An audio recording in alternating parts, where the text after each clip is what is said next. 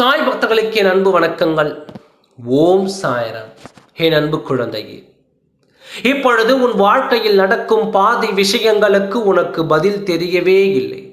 ஏன் இப்படியெல்லாம் நடக்கிறது என்று உன்னை நீயே கேட்டுக்கொண்டு தான் இருக்கிறாய்.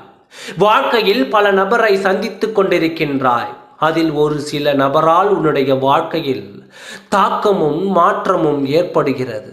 ஒரு சிலரோ உன் வாழ்க்கையில் முக்கியமான அந்தகரமாக மாறி விடுகிறார்கள்.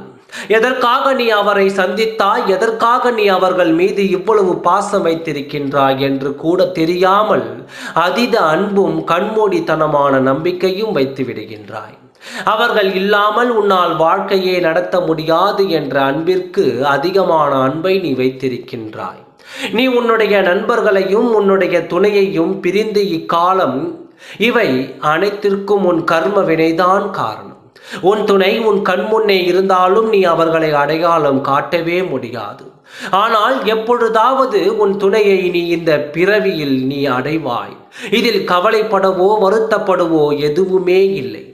உனக்கென்று விதிக்கப்பட்டது நிச்சயம் உன்னிடம் வந்து சேரும். அதைதான் இப்பொழுது இந்த பிறவியில் உன்னுடைய விதி. நீ ஆசைப்படும் நபர்தான் உனக்கு வாழ்க்கை துணையாக வருவார். எத்தனை தடங்கல்கள் வந்தாலும் நீ அதையெல்லாம் ஜெயித்துவிட்டு அவரை கைப்பிடிப்பாய்.